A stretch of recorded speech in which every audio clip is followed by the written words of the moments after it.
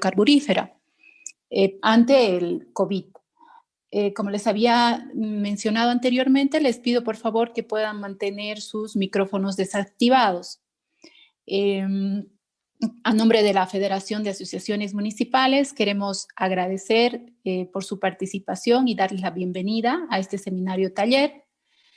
Voy a hacer la presentación del licenciado Jaime Durán Chuquimia. Él es licenciado en Economía. Él ha estudiado en la Universidad Mayor de San Andrés, cuenta con diplomados en Educación Superior, Derecho Administrativo, Planificación, Desarrollo y Administración Municipal y Gobernabilidad y Gerencia Política. Él ha desempeñado cargos como viceministro de Presupuesto y Contabilidad Fiscal, fue director general de Planificación en el Ministerio de Economía y Finanzas Públicas. También ha sido docente de las carreras de Economía, Administración de Empresas y Auditoría de la Universidad de Aquino de Bolivia, Universidad Mayor de San Andrés, Escuela Militar de Ingeniería y de la Universidad Andina Simón Bolívar. Desempeñó el cargo de director general de Planificación y jefe de Planificación en el Ministerio de Minería y Metalurgia, entre otros cargos. A la fecha, él se desempeña como asesor de la FAM Bolivia. Bienvenido, licenciado Jaime Durán. Adelante, por favor. Muy buenas tardes. Gracias, Karina, por la presentación. Aprovechar para dar la bienvenida a todas las autoridades que el día de hoy se han dado cita para que hagamos los usos que vamos a tener de los recursos del IDH como también del Fondo Solidario COVID. La idea de este taller es dar información a los que por diversas circunstancias han podido asistir a la anterior sesión. Entonces el día de hoy vamos a proceder a repetir el taller para que podamos y tener un intercambio de criterios. Bien, inicialmente lo que pedirles a todos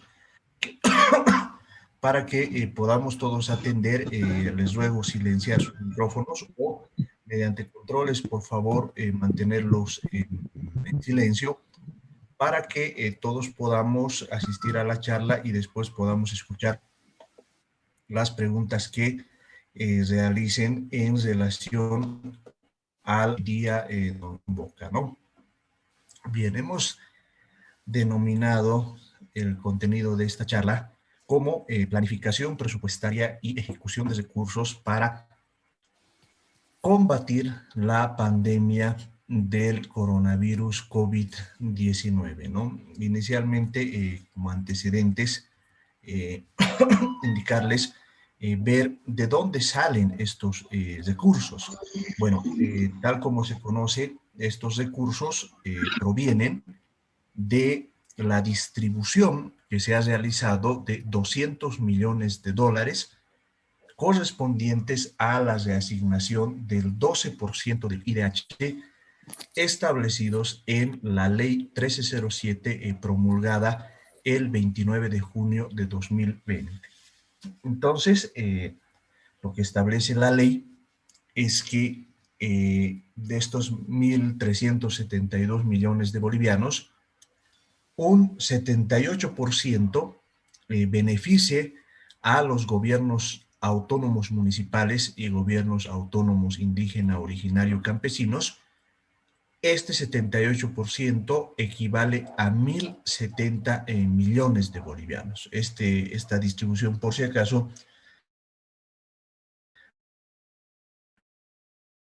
beneficia a los municipios que las gobernan 205.8 millones y equivalentes al 15%, y las universidades reciben el 7% equivalentes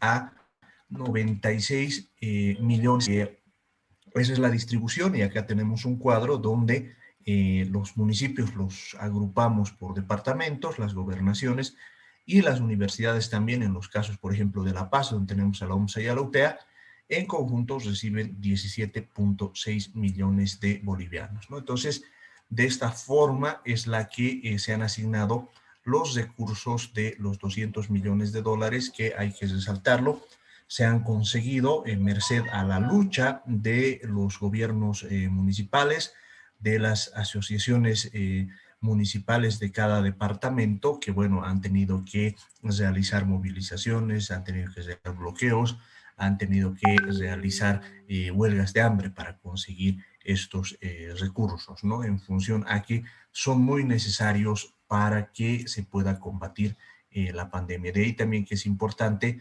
que a la brevedad posible los mismos puedan ser ejecutados para que beneficien al conjunto de la población boliviana.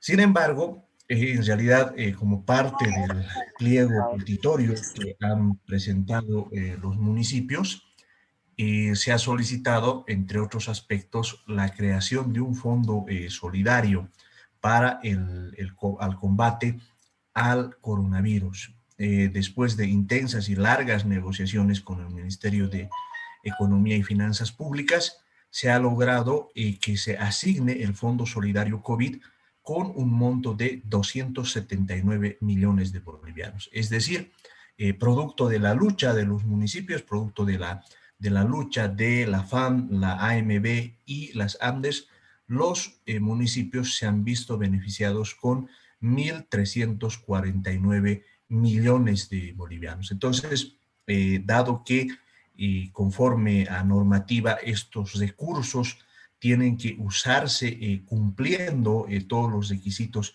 legales y procedimentales que establece la norma, entonces el propósito de este taller es que podamos orientar, ¿no? En realidad, y para poder también cómo funciona o cómo hacemos este tipo de capacitaciones, estas capacitaciones tienen el carácter referencial y de asesoramiento. No pretenden sustituir las capacitaciones ni la calidad de órgano rector que tiene el Ministerio de Economía y Finanzas Públicas, ¿no es cierto? En realidad, lo único que nosotros hacemos es merced al conocimiento que he adquirido a lo largo de todos estos años, la idea es que podamos orientar en la aplicación de la norma que está claramente definida para la inscripción presupuestaria y para la ejecución de recursos, ¿no? Entonces, este material que también vamos a compartir con ustedes está ordenado de la siguiente manera. En una primera parte se realizan las preguntas frecuentes relacionadas al manejo de los recursos. A continuación, lo que vamos a ver es cómo se estructuran los planes de contingencia para a continuación ver ya a mayor detalle los objetos de gasto que se utilizan en cuanto al uso ya específico de estos recursos. Bien, entonces empecemos. La primera ley que hay que analizar naturalmente es la ley 1307, que es la ley de suspensión temporal y reasignación de recursos del Fondo de Promoción a la Inversión en Exploración y Explotación Hidrocarburífera. Ese es el nombre completo de la ley.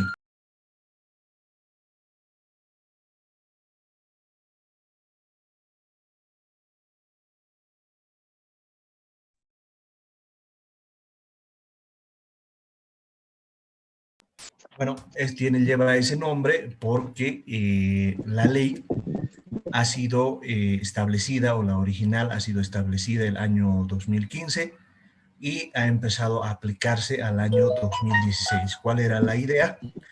La idea era que se cree un fondo mediante el cual el sector hidrocarburos pueda tener recursos para realizar exploración y explotación hidrocarburífera.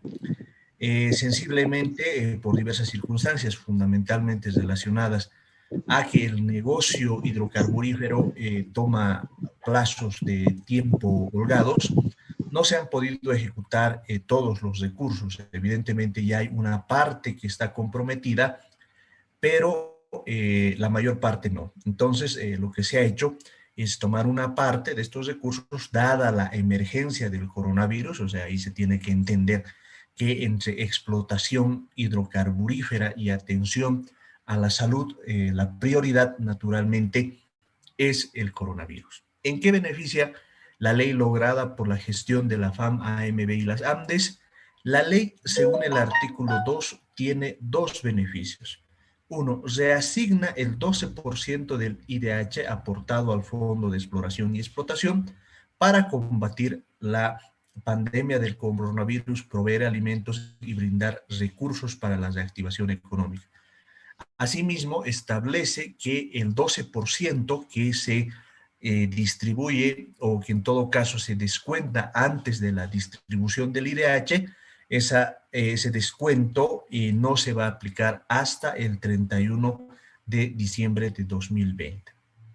Ahora bien, estos recursos, ¿en qué se pueden gastar? De acuerdo al artículo 4, los recursos administrados por los municipios según sus responsabilidades y competencias establecidas por ley deben ser destinados a los siguientes fines. Primero, el 50% para actividades de prevención, atención y contención del coronavirus, equipamiento de hospitales y la compra de pruebas rápidas.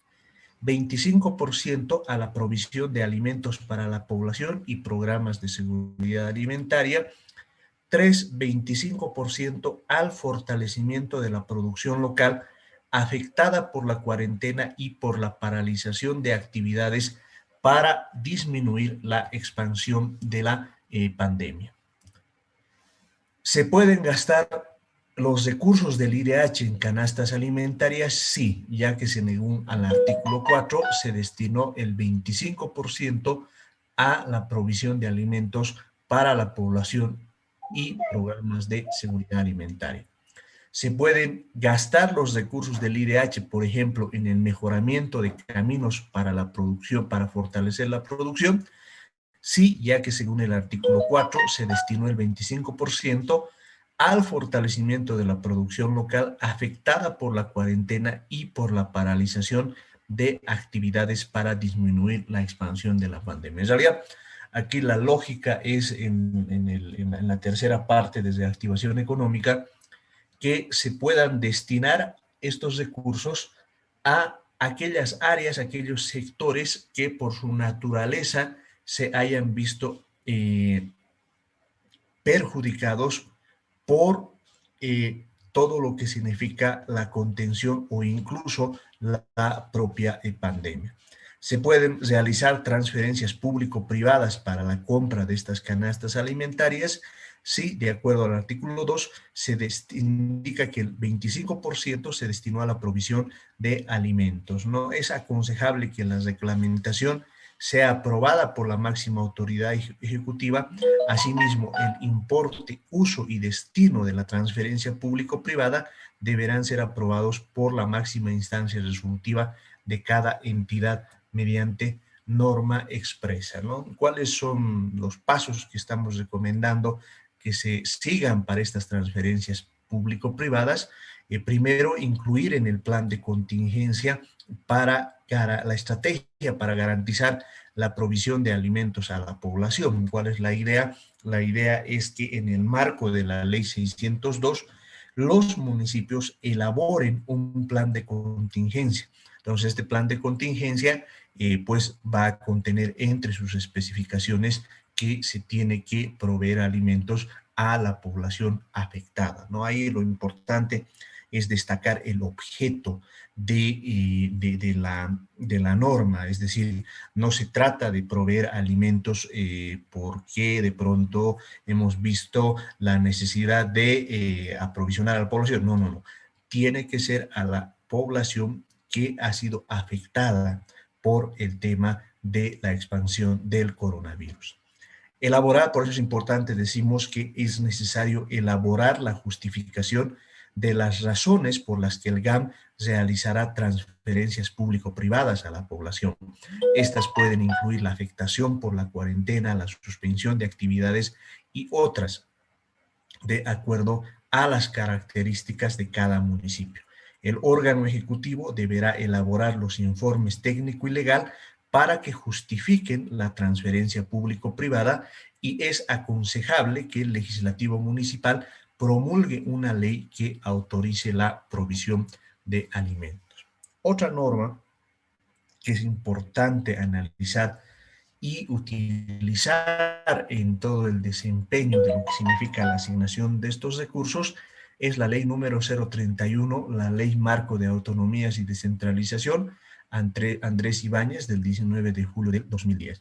Y ahí lo importante es analizar qué competencias municipales en materia de desarrollo económico pueden financiar los municipios con la devolución de recursos del IDH. Entre ellas están formular políticas dirigidas a promover complejos productivos en todo el territorio nacional, estructurar y coordinar una institucionalidad para el financiamiento del desarrollo productivo, generar y aprobar políticas públicas para elevar la productividad y competitividad del sector público. Los recursos de devolución del IDH deben ser inscritos en el reformulado del POA y en el de presupuesto.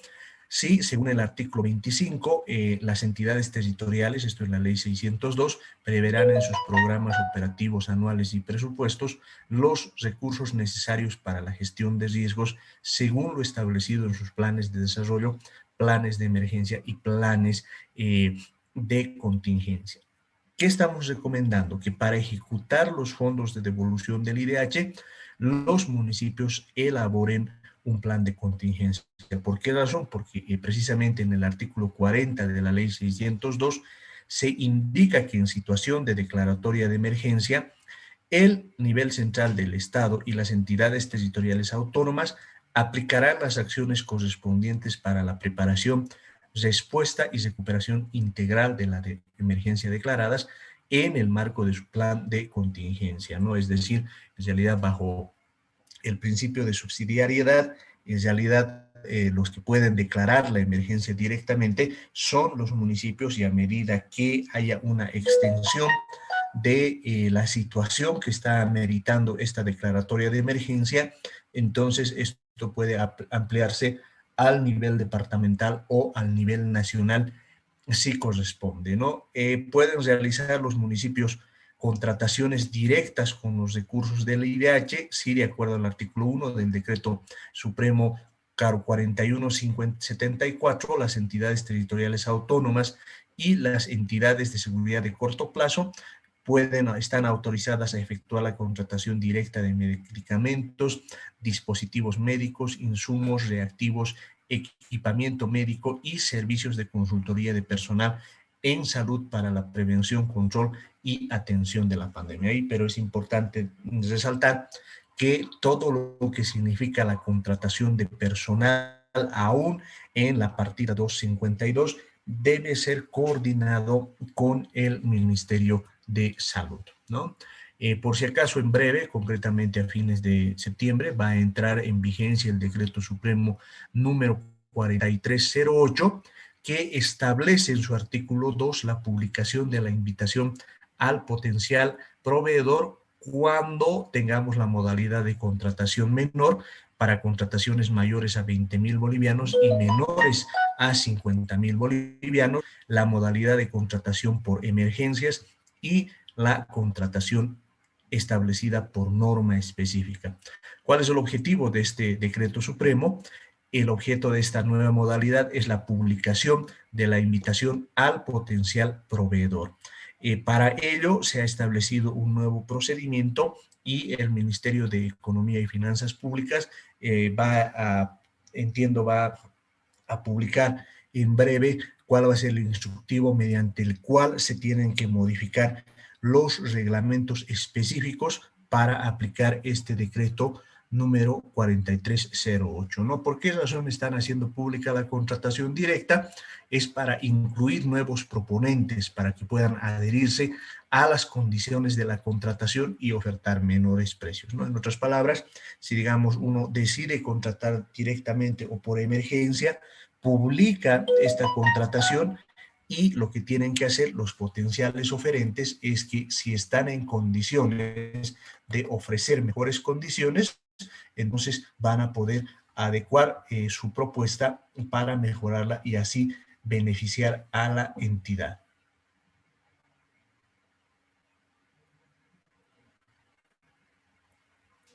Bien, ahora pasemos a los planes de contingencia. Ya habíamos visto cuál es un marco general, por si acaso, basándonos en la guía que ha elaborado la Asociación de Municipalidades de Bolivia, donde han participado Rodrigo Puerta y Javier Moreno.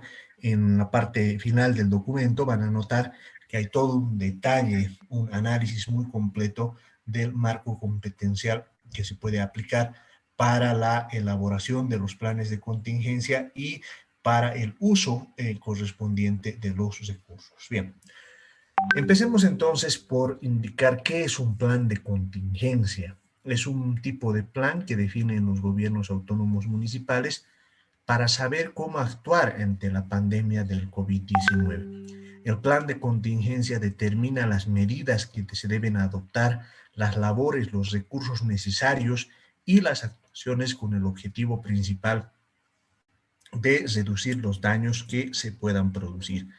¿Cuál es el marco legal recomendable y que se puede utilizar? Es la competencia exclusiva de gestión de riesgos y desastres naturales, que está en el artículo 100 de la Ley Marco de Autonomías, la Ley 602 de gestión de riesgos y desastres naturales, el Decreto Supremo 4276, el 4245, la Ley 1307 de asignación de recursos del IDH, la Resolución Ministerial de Aprobación de Recursos del Fondo Solidario. En un modelo así breve del plan de contingencias se establece un objetivo que es implementar las acciones y actividades para la vigilancia, prevención, manejo, control y mitigación del impacto en la salud Pero pública les doy nada, no quería agarrar. Y económico ante la pandemia del coronavirus en el municipio. ¿Qué entendemos por medición de riesgos? No, perdón. Antes, el contenido mínimo del plan de contingencias.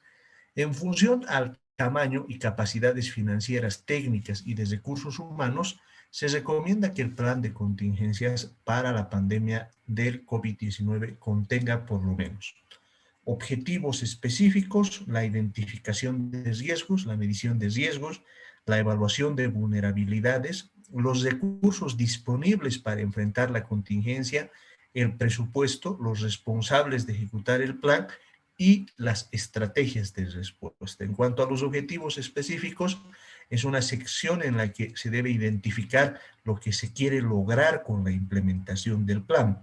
Es recomendable que esta parte establezca con claridad los alcances del mismo, pues posteriormente se evaluará en función a los objetivos planteados.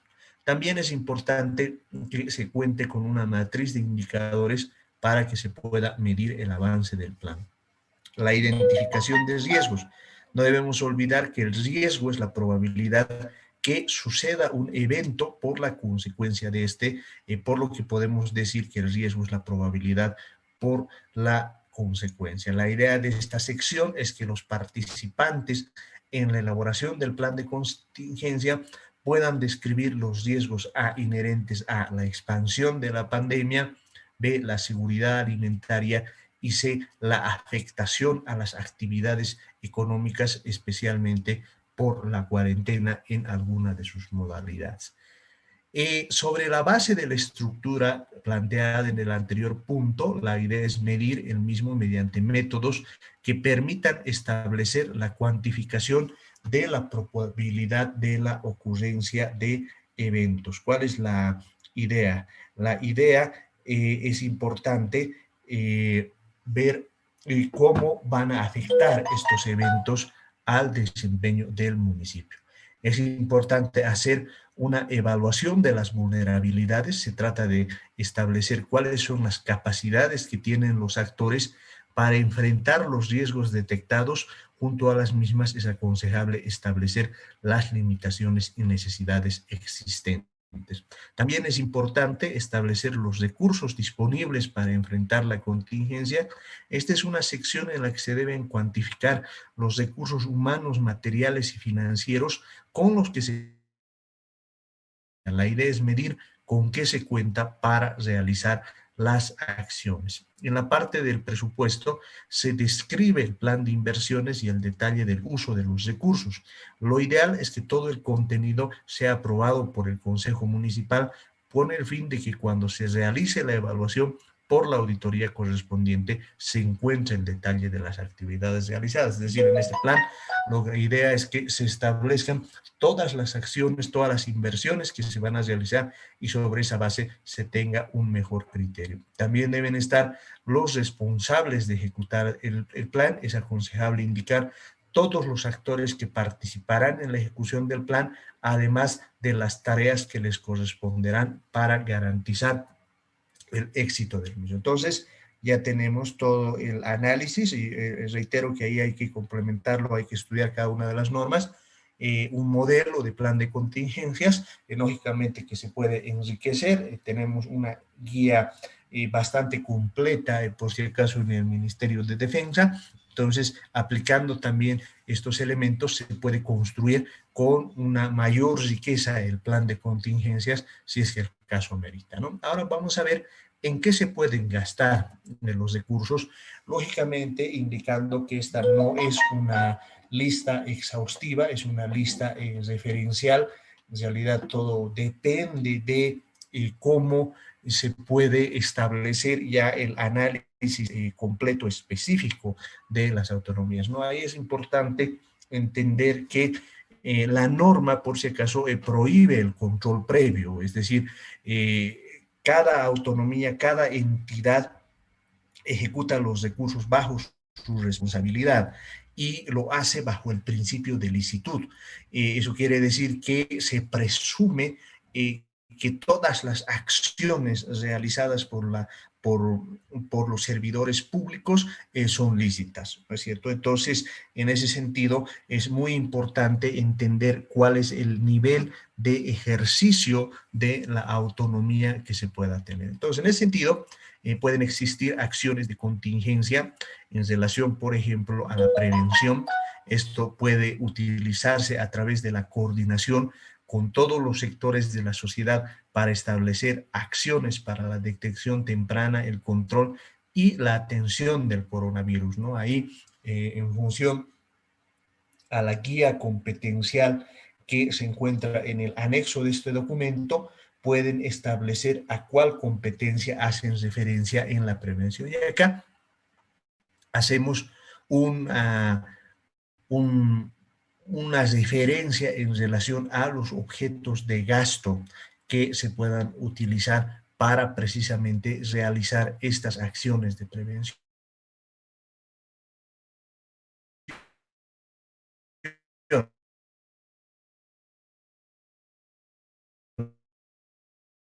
Por ejemplo, naturalmente es el Internet, es utilizar estos medios electrónicos a disposición de la gente.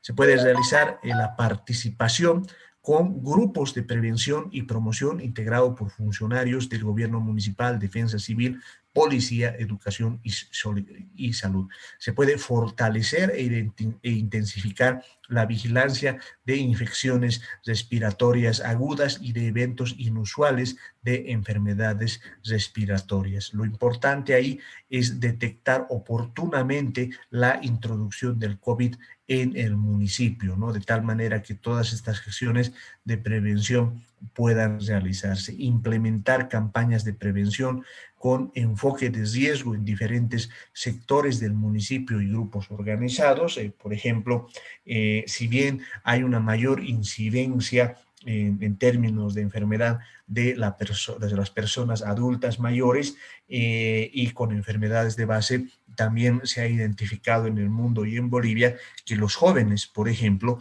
pueden constituirse en elementos de transmisión del coronavirus. Esto en virtud a que, bueno, aparentemente tienen una mayor resistencia y por lo tanto eso en ocasiones hace que piensen que no necesiten, por ejemplo, utilizar los barbijos, ¿no es cierto? Entonces, estas acciones tienen que permitir realizar estas acciones tempranas y estas declaraciones o estas detecciones de alertas tempranas, ¿no? Hay que incentivar a la comunidad a adoptar las medidas de control como aislamiento, ventilación para los casos confirmados. Esto es muy importante porque si bien, digamos, lo que se ha visto es que mucha gente continúa expandiendo, no se trata porque piensa que se trata solo de una gripe. Entonces ahí hay que incentivar a la población que ante el menor síntoma se aísle para que uno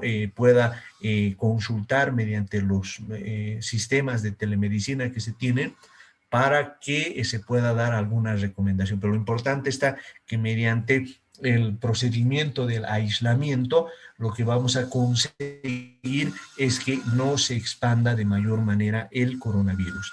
En cuanto a la promoción, está la participación en la formulación y divulgación de las campañas preventivas definidas en la articulación interinstitucional por los diferentes medios de comunicación, realizar acciones de coordinación con escuelas y colegios para que capaciten a niños y jóvenes. Si bien, digamos, estamos ante un cierre administrativo, hay algunos colegios que por diversos medios continúan realizando acciones de reforzamiento. Entonces, y en más de un caso, promovidas y apoyadas por los mismos municipios, ¿no? Hay alcaldías en las cuales, por ejemplo, están fotocopiando los contenidos y los reparten a los padres de familia y se han establecido mecanismos mediante los cuales los maestros realizan control sobre el avance de la materia. Entonces se puede aprovechar todo eso de tal manera que se pueda permitir que continúe el proceso de formación y a la vez capacitemos a la gente en prevención del COVID, ¿no? Ahí, por ejemplo, también se puede educar a la comunidad sobre la importancia del uso del tapabocas y el lavado de manos para evitar la propagación del virus, ¿no? Si bien, digamos, hay todo un debate en relación a cuáles son los mejores tapabocas o barbijos que se puedan utilizar, también la Organización Mundial de la Salud ha indicado que incluso los de tela sirven para evitar la propagación. Entonces, lo importante es que toda la población comprenda que el mejor camino es el de la prevención. Si todos contribuimos a prevenir, entonces vamos a tener un gran avance y estos recursos que se han logrado pueden ayudar a que se pueda realizar esta prevención, estas acciones de promoción de mejor manera. También tenemos los recursos destinados a la mitigación. ¿Esto a qué se refiere? Mitigación quiere decir que cuando ya por diversas circunstancias en el municipio ya hay la presencia del coronavirus, entonces se tienen que hacer acciones de mitigación, acciones ya concretas para evitar que se expanda demasiado y tratar inmediatamente los casos. Para ello, lo que se pueden hacer es detectar alertas tempranas y tomar medidas de control necesarias a nivel municipal en articulación con las demás instituciones, ¿no? Por darles una idea, por ejemplo, estos rastrillajes que se están realizando en varios municipios que incluyen el uso de las pruebas rápidas que están autorizadas por la norma en la entrega de kits, están siendo bastante efectivos, ¿no? En mi opinión, una de las razones por las que está descendiendo la curva precisamente a nivel nacional es porque varios municipios ya han empezado con estas acciones. También está el aislamiento preventivo a los empleados o trabajadores que presenten gripes o estén con casos sintomáticos respiratorios de las diferentes empresas del municipio público o privadas, motivando en ellos el teletrabajo y la contención del COVID, ¿no? Es complicado, es difícil, pero hay que hacer todas las acciones. También se pueden utilizar estos recursos para que se puedan realizar acciones dirigidas a evitar aglomeraciones o festividades durante el tiempo que permanezca la alerta, ¿no? No debemos olvidar que si bien en varios casos ha ocurrido que hay la posibilidad de que se reduzca en varios países, lo que se está observando además es el fenómeno del rebrote. ¿Qué quiere decir el fenómeno del rebrote? Que en más de un país lo que ha ocurrido es que aparentemente la pandemia ya estaba controlada, pero de pronto nos hemos visto ante la presencia de una mayor cantidad de casos. Ahí, por ejemplo, se tienen que tomar medidas preventivas y sanitarias ante el incumplimiento de las normas, estar atentos a las recomendaciones del Ministerio de Salud en el manejo de las diferentes situaciones. Se puede realizar la caracterización de los casos probables de COVID, orientar medidas para prevenir y controlar la diseminación de la enfermedad. Por ejemplo, también se pueden establecer puestos de control en la entrada del municipio con el fin de contener el virus, por ejemplo, en algunos municipios con el fin de contener todos los casos. Lo que han hecho es medidas de aislamiento a todos los viajeros, ¿no? Llegan a un municipio y durante 14 días, estén o no estén enfermos, proceden pues a aislarlos, ¿no? Entonces, si tras esos 14 días no presentan ningún síntoma, incluso en algunos casos se pueden realizar pruebas para aquellos casos en los que no se tenga la completa seguridad. Entonces, de esa manera, tras ese periodo de cuarentena, pues recién pueden circular, ¿no? Pero para mantener a personas en cuarentena durante 14 días, eso implica que se tiene que acondicionar cierta infraestructura para que puedan estar, se tiene que garantizar su alimentación, proporcionarles mantas, etcétera, y todo eso tiene un costo, ¿no? También está realizar rastreajes en la jurisdicción territorial del municipio a fin de identificar casos confirmados y sospechosos. También se pueden instalar centros de aislamiento en ambientes públicos y privados, ¿no? Y ahí estamos dando una idea de los posibles objetos de gasto que se puedan hacer, ¿no? Se pueden utilizar. También se pueden utilizar como estrategias de contingencia, fortalecer el sistema sanitario municipal en cuanto a insumos y equipamiento para la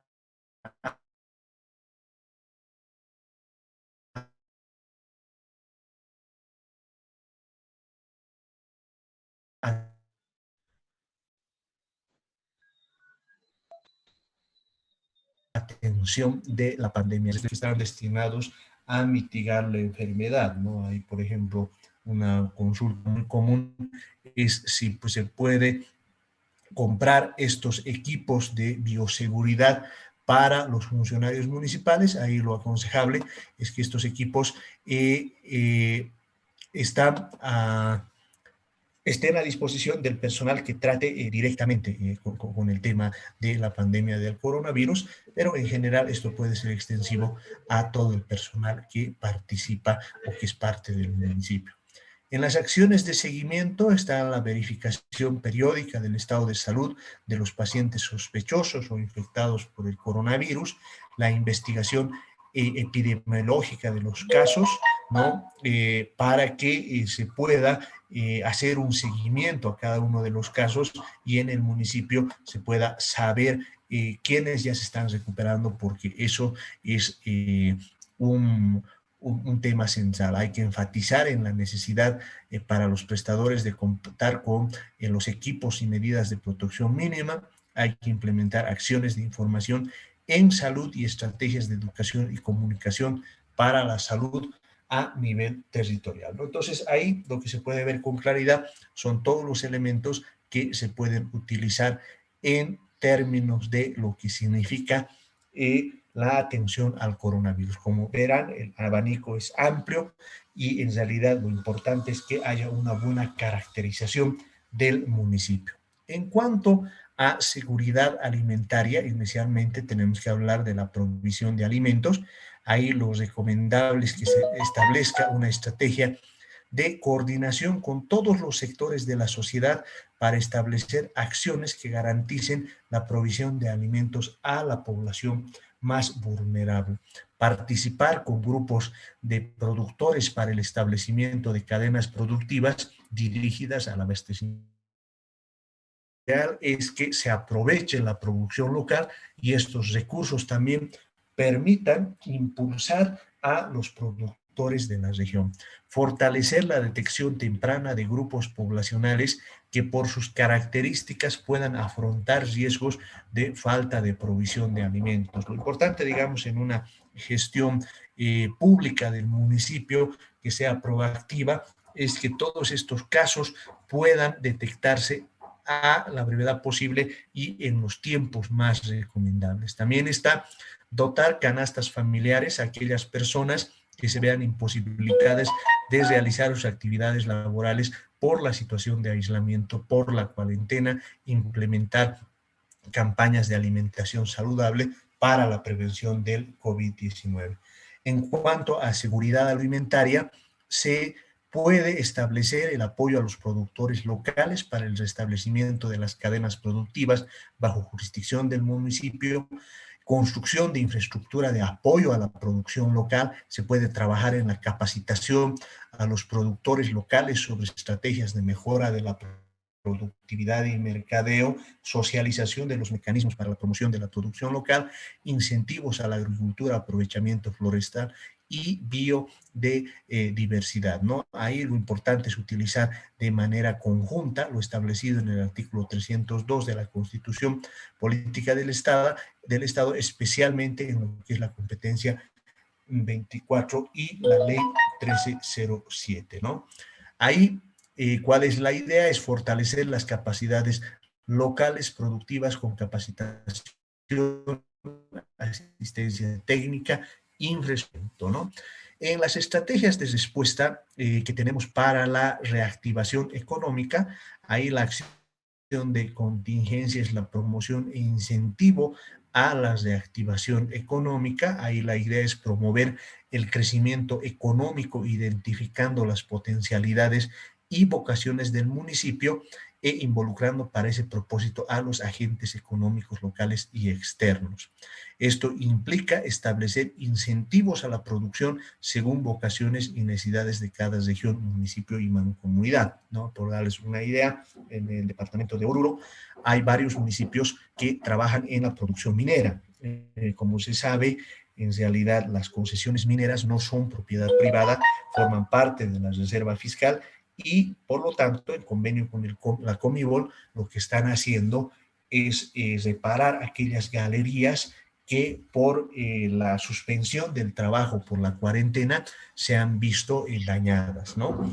Ahí también lo importante es priorizar la inversión pública en proyectos de apoyo a la producción de alimentos para la seguridad y soberanía alimentaria. Otra cosa que se puede realizar con estos recursos es la contratación de mano de obra para la ejecución de programas, planes y proyectos municipales de generación de empleo temporal con dotación de equipamiento, materiales y supervisión en el marco de sus competencias, el financiamiento de ferias productivas, agropecuarias, artesanales, industriales, incluidas su promoción y la provisión de materiales y equipamiento como incentivo a las organizaciones productivas, ¿no? Les pedimos, por favor, silenciar sus micrófonos, por favor. No interrumpir al licenciado Durán, por favor. Dígame.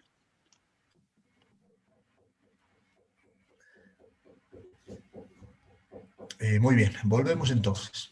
También se puede realizar el mejoramiento de vías que permitan el transporte de la producción local afectada por las medidas de prevención y contención contra el avance del coronavirus, ¿no? También se puede utilizar en la construcción de infraestructura, por ejemplo, la construcción de centros de almacenamiento de productos locales, la construcción de mercados que favorezcan el acercamiento de productores y consumidores en condiciones de bioseguridad, ¿no? También se puede trabajar en la capacitación a los productores locales sobre estrategias de mejora de la productividad y mercadeo y la socialización de los mecanismos para la promoción de la producción local, ¿no? Es bueno también en el marco de la ejecución de todos estos recursos y contar con indicadores de cumplimiento del plan, de tal manera que podamos ir midiendo cómo se están ejecutando todas las acciones relacionadas a la planificación.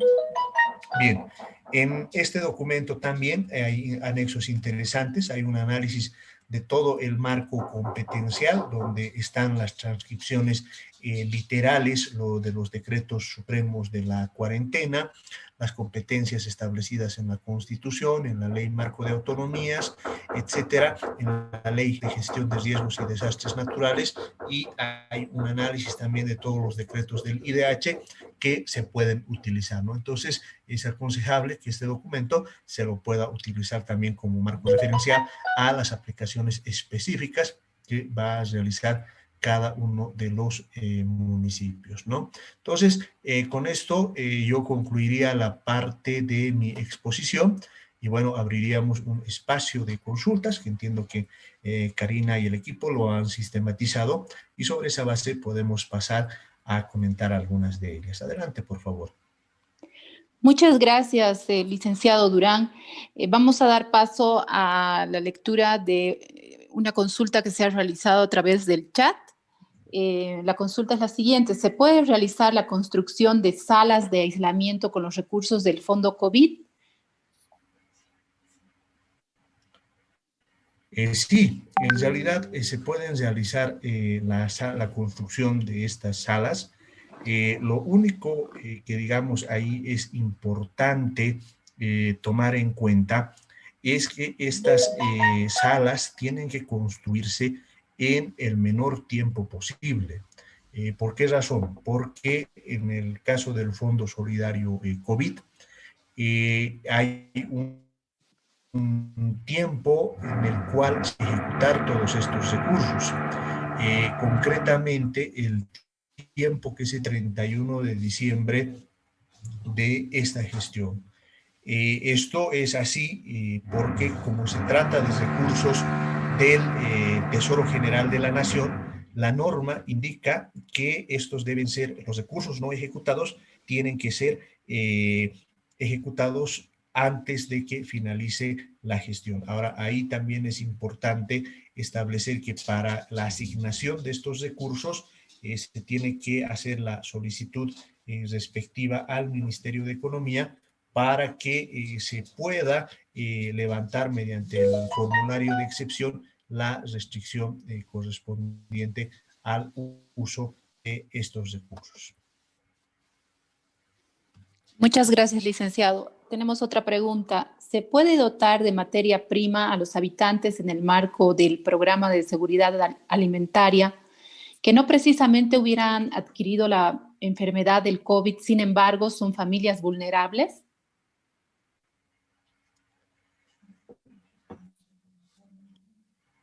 A ver, ahí lo importante que, ¿no? Si bien, digamos, pueden no haber sido afectados, es decir, no se han enfermado con el COVID, lo que la norma pide, se hayan sido afectados por la pandemia indirectamente y fundamentalmente por el tema de la cuarentena. En otras palabras, por darles una idea, podemos tener una pequeña familia de productores que se han visto afectados porque no podían transportar sus productos. Entonces, al no poder transportar sus productos, indirectamente han sido afectados. Sí se pueden utilizar para el apoyo de las personas en esta situación. Gracias, licenciado. Tenemos otra pregunta. Mi consulta es la siguiente. Sobre el 25% de reactivación económica, ¿se puede comprar materiales de construcción? Si es así, ¿cuál es el objeto de gasto para poder presupuestar y pagar?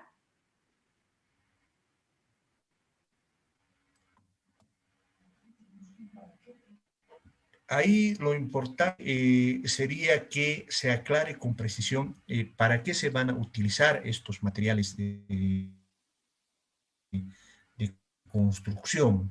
En otras palabras, lo que se puede hacer es que si se trata de una pequeña obra mediante la cual se va a generar empleo, entonces en esos casos sí corresponde que se pueda comprar estos materiales de construcción, ¿no? Pero si directamente se quiere entregar estos materiales de construcción, salvo que el asunto esté claramente identificado dentro de lo que significa la atención o la afectación por la pandemia, en ese caso se podría utilizar, pero en realidad lo más recomendable es que se tenga mucho cuidado con esta dotación de materiales directa, porque si no está adecuadamente y respaldado por la justificación necesaria en relación al COVID, eso puede ser sujeto de observación por auditoría.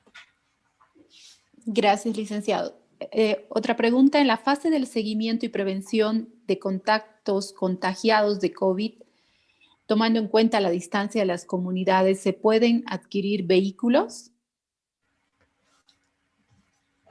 Bueno, en realidad la norma establece que no sería adecuado comprar vehículos directamente, ¿no? Lo que se podría hacer eventualmente, pero lógicamente tras un proceso de priorización, ¿no? En algunos municipios están comprando ambulancias, ¿ya? Estas ambulancias ¿por qué digo realmente justificadas? Lo que ocurre es que van a, no, especialmente en esta fase hay que tener cuidado, porque al principio lo que ocurría es que no se tenía certeza de cómo funcionaba el coronavirus, ¿no? Y se creía que era una enfermedad relacionada fundamentalmente, por esa razón directamente se procedía a intubar a los pacientes, etcétera, ¿no? Lo que han visto los últimos estudios, se ha visto que es una enfermedad fundamentalmente cardiovascular. Entonces, por esa razón, el kit de medicamentos que se está otorgando, van a notar, incluye medicamentos que impiden la coagulación, ¿no es cierto? Y proceden al uso de antiinflamatorios. Entonces, ¿por qué les digo esto? Porque de pronto puede ocurrir que la mayor parte de los casos no necesita hospital. Puede comprar una ambulancia no sea por gasto que se pueda hacer, ¿no es cierto? Entonces, mucho depende de la estrategia que va a ser, pero concretamente no se pueden comprar vehículos. Gracias. Otra consulta, el 25% de reactivación económica puede ser ejecutado para la apertura de caminos.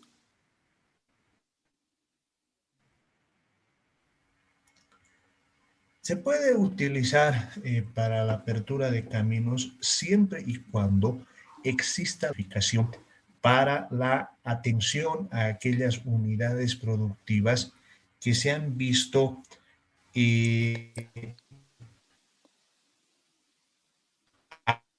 afectadas por la pandemia. Es muy importante ahí, por si acaso, que no es aconsejable que se intente disimular o hacer pasar un proyecto que no se ha podido atender o del POA que no esté con financiamiento como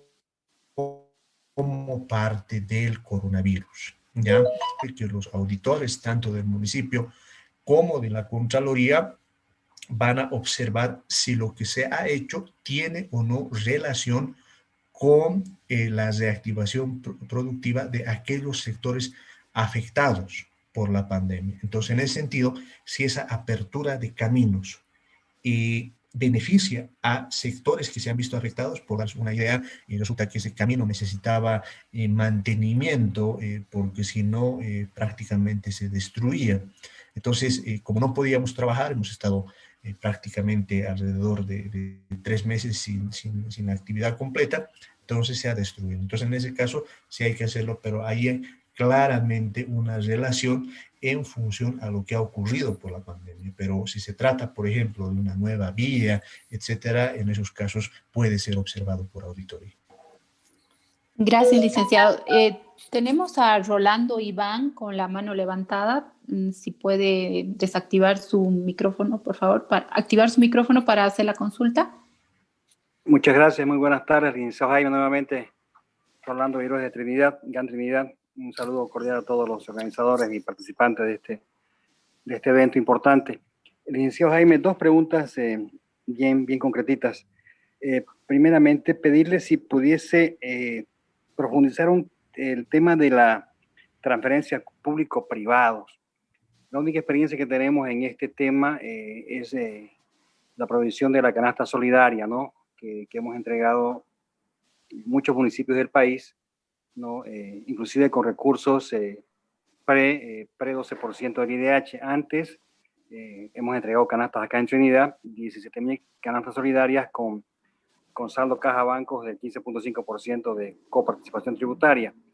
Y ahora también en este marco nuevo del 12% del IDH vamos a hacerlo, ¿no? Pero aparte de esta experiencia de la transferencia de público-privada de alimentación o de canastas solidarias, ¿qué otro tipo de acciones podemos tomar en este tema, transferencias público-privadas? Por ejemplo, acá tenemos sectores en Trinidad que conocen tan afectados como, por ejemplo, los mototaxistas, ¿no? Se han visto impedidos de circular. ¿Cómo podemos hacerles a ellos una transferencia público-privada? O a los tejeros que son asociaciones de artesanos que producen teja acá en la circunvalación, o otro tipo de asociaciones menores, el tema de transferencia público-privada. Y segunda consulta, nosotros entendemos de que cuál es la diferencia en esencia del 25% de seguridad alimentaria y el 25% de reactivación económica, ¿no? Entendemos nosotros de que la diferencia básica en que el tema de seguridad alimentaria, por ejemplo, está destinado básicamente a garantizar la alimentación a nivel de unidades familiares. 25%, por ejemplo, está destinado a eso, ¿no? Por eso es que a unidades familiares o a población en general, la canasta solidaria, los comedores populares que hemos implementado en los barrios acá en Trinidad, ese 25%, repito, estaría destinado en nuestro concepto básicamente a unidades familiares. En cambio, el 25% que está relacionado con el tema de fortalecimiento de la producción local, y es más, nos han cargado a la categoría 97.152 que dice previsión para la reactivación productiva de las economías locales. Esta reactivación productiva de las economías locales, ¿dónde estaría dirigida básicamente? Y entendemos de que este 25% es pues para reactivar los sectores económicos. Entiéndase eso, reactivar, por ejemplo, el sector de la industria, el sector del agropecuario, donde haya minería, el sector minero, reactivar la parte de transportes. Otro sector está educación, por supuesto, es otro sector, saneamiento básico, vivienda, en fin. Entonces, entendemos de que esa es la diferencia básica, ¿no? Entre el 25% para seguridad alimentaria y el 25% para reactivación productiva, donde ya no están ahí las unidades familiares, sino están los sectores económicos y a través de ellos las unidades productivas.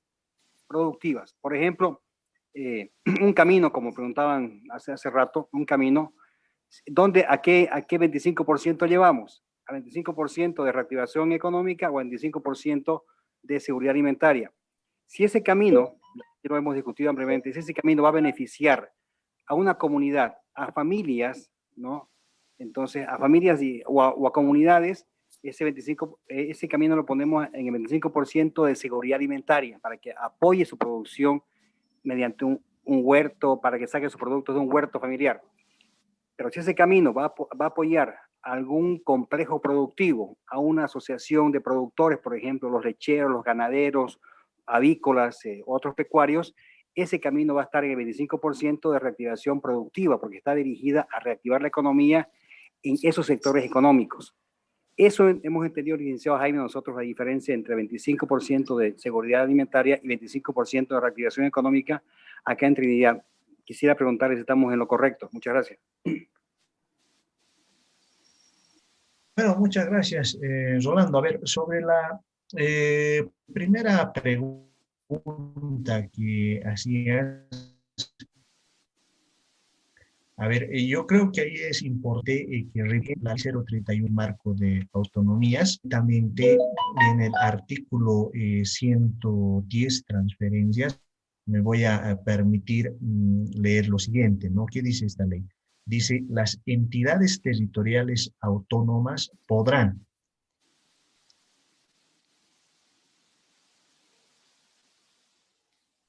transferir recursos al objeto de estimular la actividad productiva y generación de proyectos de desarrollo, seguridad alimentaria, reconversión productiva y salud en el marco del Plan General de Desarrollo. El uso y destino de estos recursos será autorizado mediante norma del órgano legislativo de los gobiernos autónomos, ¿no? Entonces, ahí como pueden ver, claramente está la autorización de estas transferencias público-privadas, y como les decía en una anterior ocasión, en realidad pueden ser en especie o en efectivo, dependiendo de las características que pueda tener cada gobierno autónomo municipal. Entonces, el procedimiento ya específico es el trámite de una ley que tiene que ver con una solicitud del órgano ejecutivo. Para ello es importante contar con los informes técnicos y legales, de tal manera que se pueda tener toda la correspondiente financiamiento que se pueda tener, ¿no? Mediante control, creo que tenemos algún temita relacionado a compartir la pantalla, una chequeada, por favor. Bueno, ok.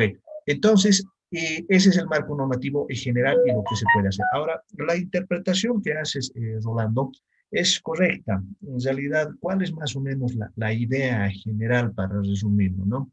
La primera parte del 25% relacionada a la provisión de alimentos y seguridad alimentaria, sería la primera parte, son provisión de alimentos, esas son transferencias públicas privadas, entregan canastas, para ponérselo en un sentido más directo, canastas a las familias, puede ser, o en los casos en los que no se pueda aplicar por diversas circunstancias el tema de las canastas, una que exista algún mecanismo de control para que eso efectivamente se dé esta producción de alimentos, ¿no? Eso es. Por el otro lado, el tema de seguridad alimentaria, y ahí hablamos de programas de seguridad alimentaria. Ahí hay toda una normativa que establece cómo funcionan estos programas de seguridad alimentaria. Puede incluir, por ejemplo, la construcción de huertos familiares, y que estos huertos familiares puedan ser destinados a lo que significa la provisión. Ello se puede dotar, por ejemplo, con los instrumentos, con las semillas, etcétera, para la provisión y la promoción de estos recursos, ¿no? Es decir, se puede entregar el equipamiento. En cuanto a la reactivación económica, la idea es que se promueva sectores, es decir, tal como tú resumías, Rolando, no es la idea que entreguemos ahí acciones directas a las familias, no es una especie de subsidio el espíritu de la norma. En todo caso, se trata de la promoción de sectores económicos, de tal manera que podamos incidir en las cadenas productivas en relación a los problemas que se puedan establecer, tal como el ejemplo que tú dabas. Por ejemplo, en los sectores que la mayor producción sea minería, entonces vamos a apoyar a la minería. En el caso, por ejemplo, de Trinidad, de lo que tenemos como los sectores fundamentales, así en un rápido vistazo, podemos tener la ganadería, la producción arrocera, creo que también tenemos una parte de la producción de castaña.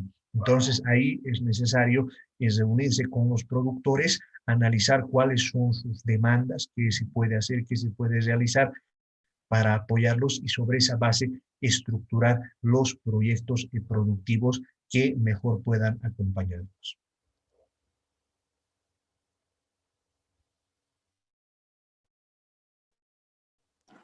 Muchas gracias, muy claro, licenciado Jaime, gracias.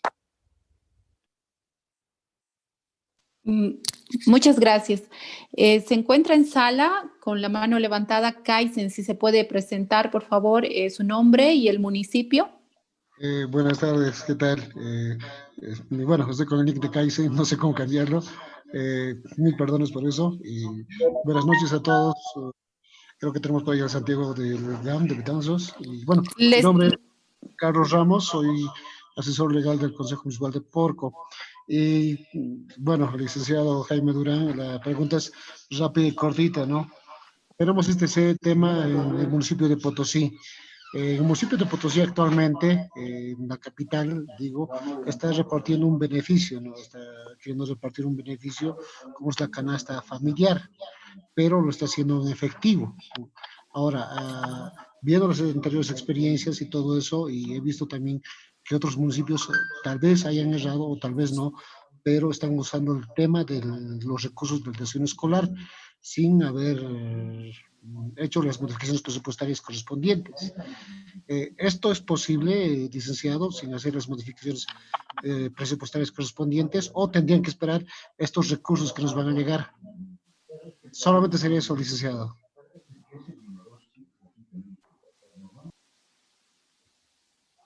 Muchas gracias. A ver, ahí es una pregunta muy importante que está siendo bastante recurrente, ¿no? Ahí, por si acaso, mi respuesta va a ir desde el punto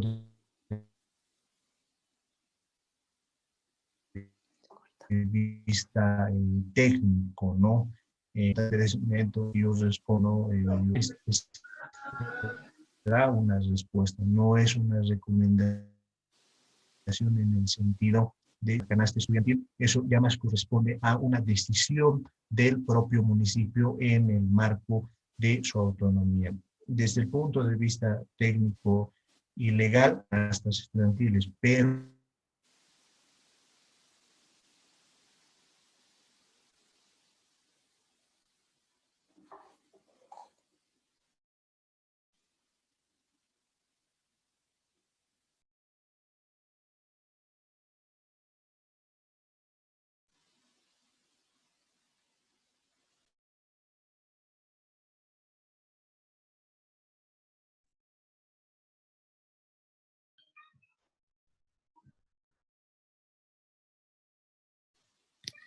Estamos con algunos inconvenientes con el audio. Vamos a esperar unos minutitos, por favor, para que el licenciado Durán pueda retomar la conectividad.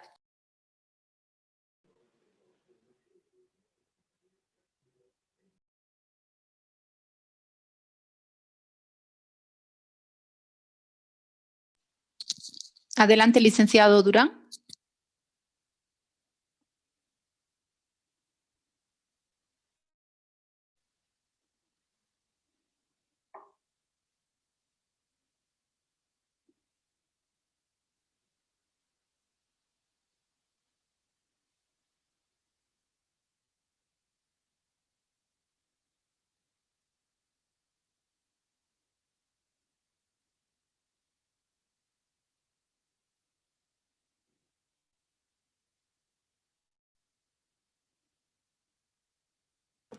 buenas. Adelante, licenciado. Ahora sí, licenciado, se cortó todo y toca repetir de nuevo todo. ¿Se me escucha? ¿Se me escucha? Ahora sí, adelante, por favor.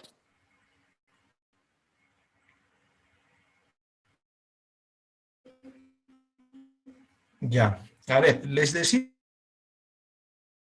a mis compañeros lo siguiente. Gracias.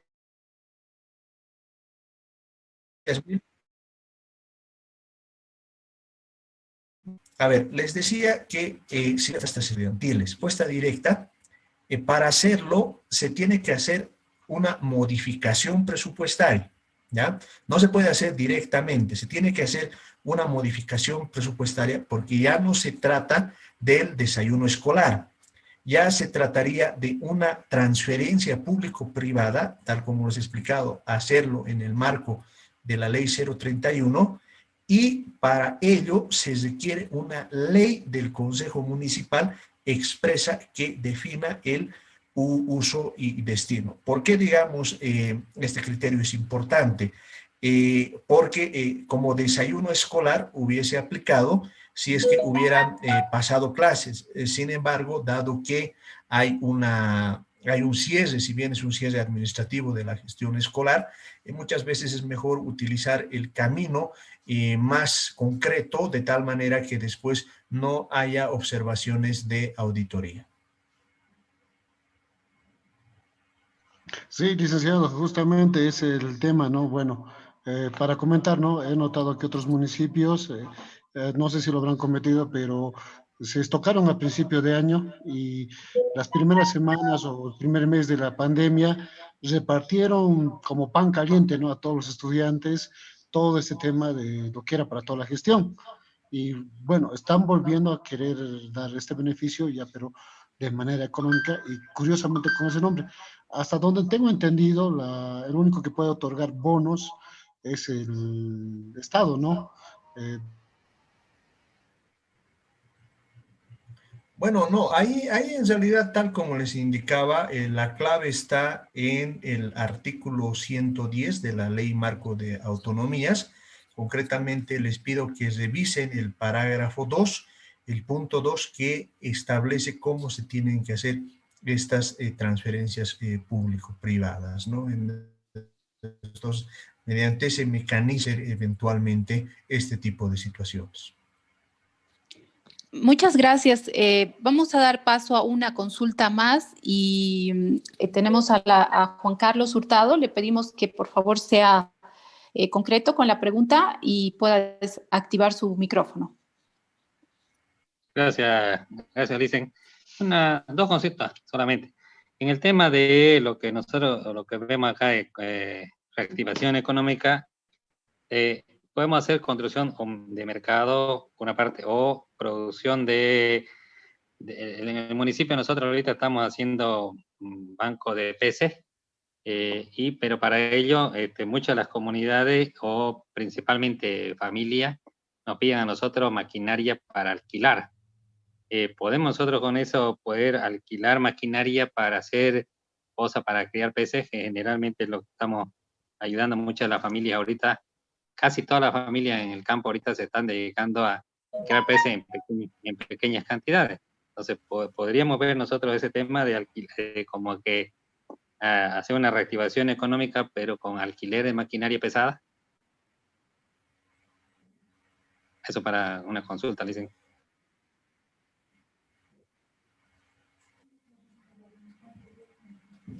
Sí, en realidad yo entendí que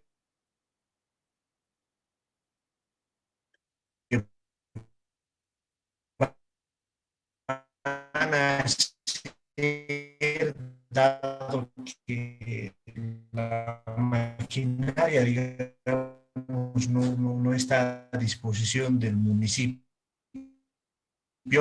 las labores relacionadas y promover a los sectores, entonces sí se puede realizar el alquiler de maquinaria. O sea, lo importante es que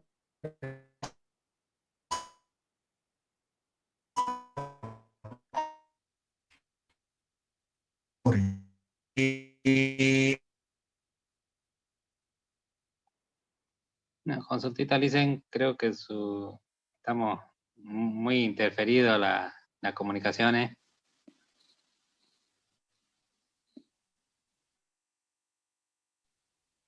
Dicen, Karina.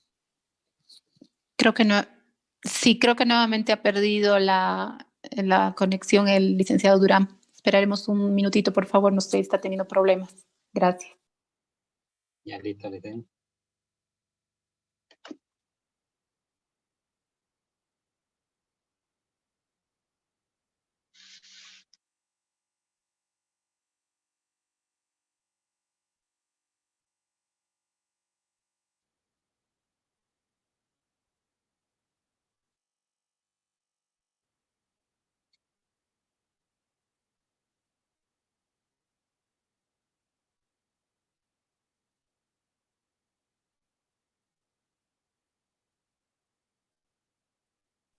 Hola, hola, ¿me escuchan?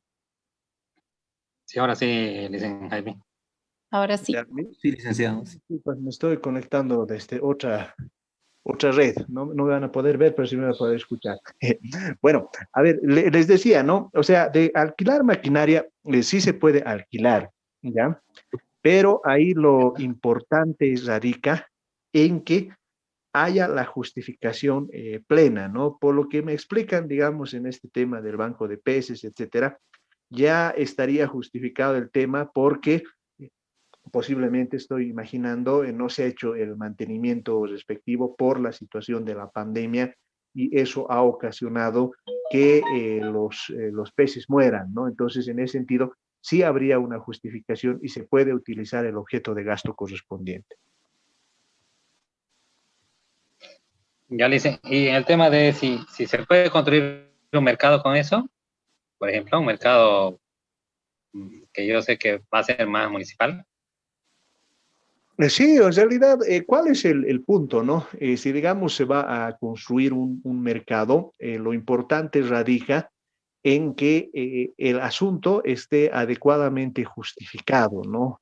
Por darles una idea, la justificación puede ser que la forma tradicional en las que se expendía los productos implicaban un contacto con la gente, ¿no? Y además no se tenían todas las medidas de limpieza, de seguridad. Entonces, lo que vamos a hacer con el mercado es que todas las vendedoras, todos los vendedores van a estar dentro del mercado y a la entrada vamos a colocar medidas para que se puedan limpiar, medidas de bioseguridad. El manejo de la infraestructura va a poder permitir garantizar que no haya contagios por el coronavirus. Entonces, en ese sentido, se justifica plenamente la construcción del mercado. Ya, pero esto tiene que terminar antes de fin de año, este sí o sí. En el caso que se utilicen los recursos del Fondo Solidario COVID, o sea, la fuente TGN. Ya. En el caso, digamos, de que se tenga que utilizar, que es lo más recomendable del IDH, entonces eso puede llevarse a continuidad. Ah, ya. Listo, gracias, licenciado. Vamos a dar paso a una... Una pequeña aclaración, por favor, que es importante verlo, ¿no? A ver, que eso lo tenía en la cabeza de otra forma. Por si acaso, con el Fondo Solidario COVID, solo acciones relacionadas al COVID, ya, o sea, salud. En el caso del IDH, con reactivación económica, es que se puede construir los mercados. Perdón, por favor, ahí me confundí un poco. Adelante, Karina. Gracias, licenciado. Vamos a dar paso a las dos últimas consultas. Está Luis Gutiérrez con la mano levantada. Si puede activar, por favor, su micrófono y puntual, por favor, con la consulta.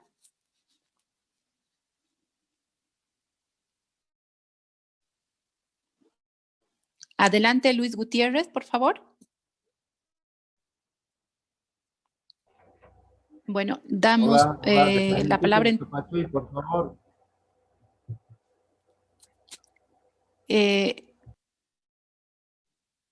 Estamos con... ¿Cuál es su nombre, por favor? Buenas tardes. Buenas tardes. Buenas tardes, mi nombre es Carlos, del municipio de La Guardia. La consulta es la siguiente. Nosotros queremos hacer la compra de un tomógrafo con el 50%. La consulta es si podemos hacerlo mediante licitación pública y bajo la 181. Y si podemos nosotros como municipio poner la contraparte, ya que no nos va a alcanzar el 50%.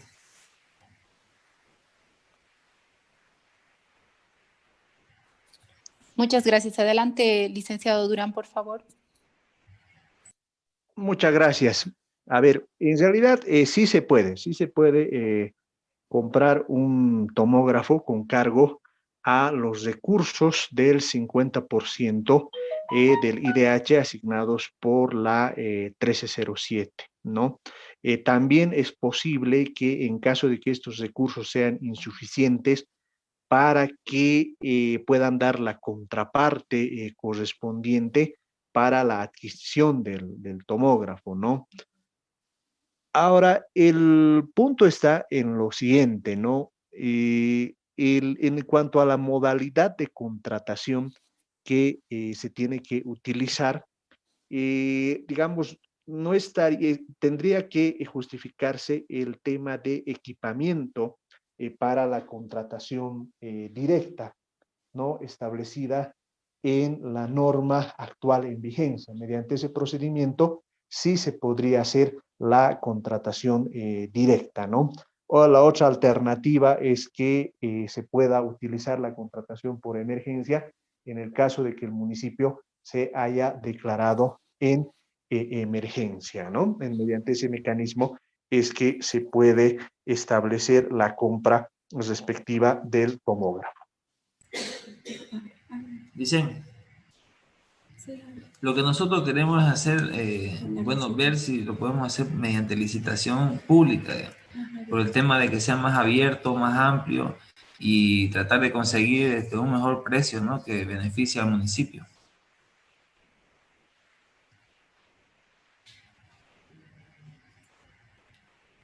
Bueno, a ver, para que me orienten un poquito menor, ¿cuánto es el precio referencial del tomógrafo? 3.500.000 aproximadamente. Ah, sí, no hay ningún problema. En realidad, a ver, la licitación aplica para aquellos montos que están por encima del 1.000.000 de bolivianos, ¿ya? Entonces, por si acaso, no es obligatorio utilizar el esquema de contratación directa, ¿no? En mi opinión, si me permiten un consejo, es que es mejor utilicen las modalidades del Decreto Supremo 181, porque eso va a permitir que haya una competencia y que también haya la posibilidad de que todo sea absolutamente público en el proceso de contratación, ¿no? Porque ustedes saben que la contratación directa, si bien es rápida, posteriormente algún auditor puede cuestionar especialmente los precios a los cuales se han adquirido y como notan, en realidad la población está pendiente, todos estamos pendientes de los precios y en ese sentido es aconsejable tomar todas las medidas para que las contrataciones sean transparentes y se pueda establecer un precio que permita beneficiar al municipio y a los habitantes. Muchas gracias, licenciado. Vamos a dar paso, como les decía antes, a una pregunta más, porque tenemos también preguntas por el chat y con esto ya vamos a concluir porque ya estamos prácticamente sobre la hora. Está con la mano levantada Fernando, si se puede presentar, por favor, y de qué municipio viene. Sí, buenas tardes. Soy del municipio de Arbieto, del departamento de Cochabamba. Una consulta, licenciado. Para este último trimestre, con los recursos de ayuda del COVID, ¿se podría hacer la contratación de médicos odontólogos? Porque en mi municipio se hizo el recorte de personal para tratar este tema de la pandemia en los meses de mayo, por ahí. Entonces se recortó personal, pero ahora la gente necesita esta atención y también necesita la compra de equipos de bioseguridad para la atención odontológica. ¿Será que con este apoyo del fondo de COVID se puede hacer este tipo de contrataciones? Bueno, a ver, respecto a la primera pregunta, no se podría contratar odontólogos.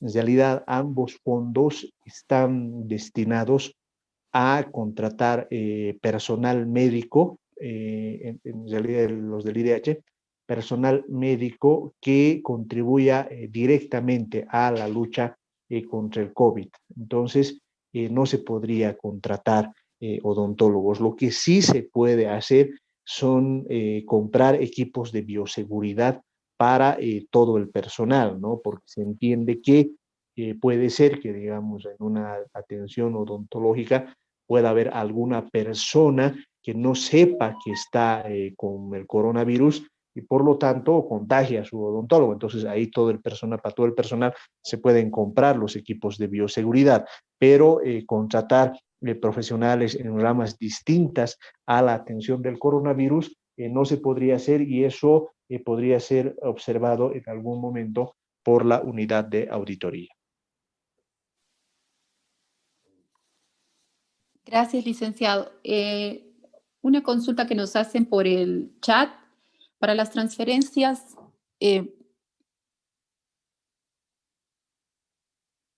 para la transferencia con la ley 1307 es necesario que ingrese al Consejo Municipal para una modificación presupuestaria, o directamente puede realizarlo el Ejecutivo Municipal.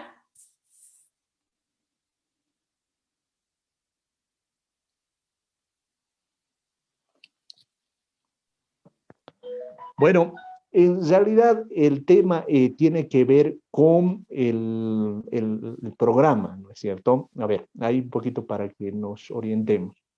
Todo lo que está en el fondo de COVID, o sea, en la categoría programática 20150, todo lo que es el programa COVID, eso no necesita de transferencia entre programas o autorización del Consejo.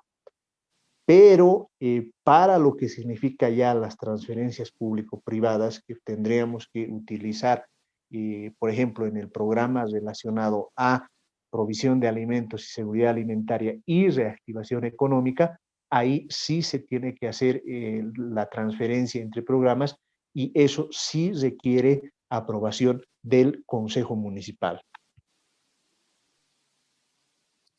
Gracias, licenciado. Otra consulta, ¿los recursos de COVID pueden usarse para el mantenimiento y refacción de los centros de salud?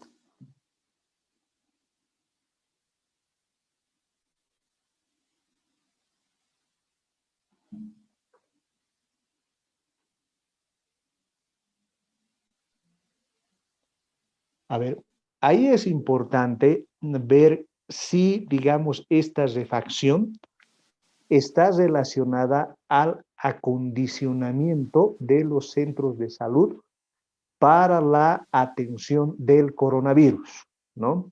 Pero si, por ejemplo, queremos utilizar estos recursos para refaccionar la fachada, por decirles, del centro de salud, entonces en ese caso no hay una relación, y eso podría objetarse en una eventual auditoría, ¿no? Entonces, todo este tipo de acondicionamientos, refacciones, etcétera, tienen que estar claramente relacionadas con el tema del COVID. Gracias, licenciado. Como última consulta vamos a dar la palabra a Julio Balcázar, que está con la mano levantada. Por favor, para que pueda indicar de qué municipio es, y activar su micrófono y ser concreto, por favor, con la pregunta. Adelante, Julio. Aló, muy buenas noches, ¿cómo están? Julio Balcázar, de aquí el municipio de Concepción, le habla. Un saludo. Buenas noches, Julio. ¿Cómo le va? ¿Todo bien? Interesante. Felicidades a la FAN por esta iniciativa. La verdad que requerían todos los municipios, ¿no?, aclarar las dudas respecto a estos recursos, ¿no?, que no han traspasado los municipios. Mire, nosotros estamos haciendo lo siguiente, o se está planeando lo siguiente. No sé si se puede. Nosotros queremos formar como pequeñas empresas, ¿ya?, a las personas que han sido afectadas con las cuarentenas y con el tema de la pandemia.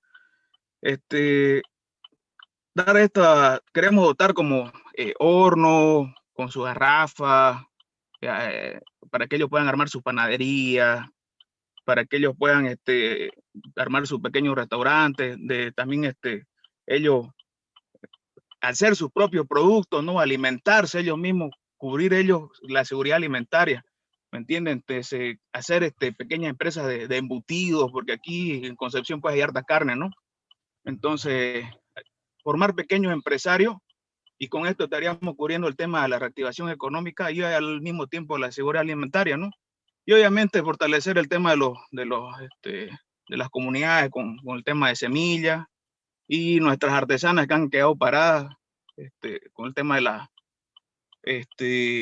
la ropa chiquitana.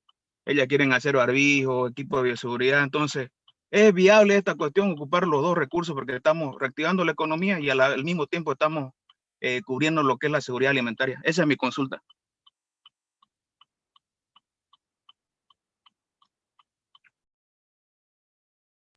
Gracias, Julio. A ver, ahí se puede hacer lo que estás planteando, ¿no? Es decir, que contribuyas a la formación de unidades productivas. El mecanismo que podrías utilizar, te recomiendo revisar el artículo 110 de la Ley Marco de Autonomías, concretamente el parágrafo 2. Entonces, ahí tienes el marco normativo que te permitiría hacer lo que estás planteando. Ahora bien, ahí es importante que tengas claridad respecto a los objetivos de las unidades productivas y que exista el compromiso de ponerlas en funcionamiento. No te olvides que en realidad, porque esto se va a tener que aprobar con una ley del Consejo Municipal. Entonces, en los objetivos tiene que estar muy clarito que es generar empleo y que haya una mayor producción. Entonces, cuando pones, digamos, esos objetivos dentro de tu transferencia público-privada, el indicador o lo que te permite saber si está funcionando o no es que haya la producción, ¿no es cierto? En otras palabras, si por ejemplo vas a hacer la transferencia de los hornos, de los materiales, del equipamiento, se entiende que esos tienen que ponerse en funcionamiento porque ese va a ser el proyecto que vas a llevar adelante, ¿no? No es aconsejable, por ejemplo, que les entregues los hornos y después no funcione el tema. Eso tienes que tener cuidado, ¿no? Súper, muchísimas gracias, un fuerte abrazo. Ahora, ahí hay una cuestión que también es importante, Julio, que tienes que tomar en cuenta, que para esto tienes que utilizar fundamentalmente los recursos de reactivación, no tanto el tema de seguridad alimentaria, ¿no? Y con eso creo que puedes proceder. Listo, muchísimas gracias, aclarada mi duda. Bueno, muchas gracias. Agradecemos a todos por su participación. Nuevamente les aclaramos que el material que ha sido presentado en el taller va a ser enviado, la guía, tanto la presentación, y queremos agradecer al licenciado Jaime Durán por la brillante explicación que ha podido brindar a todo el personal técnico, a las autoridades que están participando. Muchas gracias, licenciado Jaime Durán. Y le cedo la palabra, por favor, para que usted pueda despedirse. Bueno, no, muchas gracias. Indicarles en realidad a mis compañeros que esto forma parte de un ciclo de capacitación que hemos iniciado precisamente esta semana por el mes aniversario de la Federación de Asociaciones Municipales. También tenemos previsto la realización de un curso teórico práctico que vamos a iniciar la siguiente semana, donde vamos a realizar ya ejemplos concretos, vamos a revisar los planes de contingencia, les vamos a capacitar a los que así lo requieran en el uso del marco lógico, la construcción de indicadores y también el manejo presupuestario. Entonces, quedan cordialmente invitados para que podamos hacer también el seguimiento correspondiente a este tipo de actividades y muchas gracias por su gentil atención.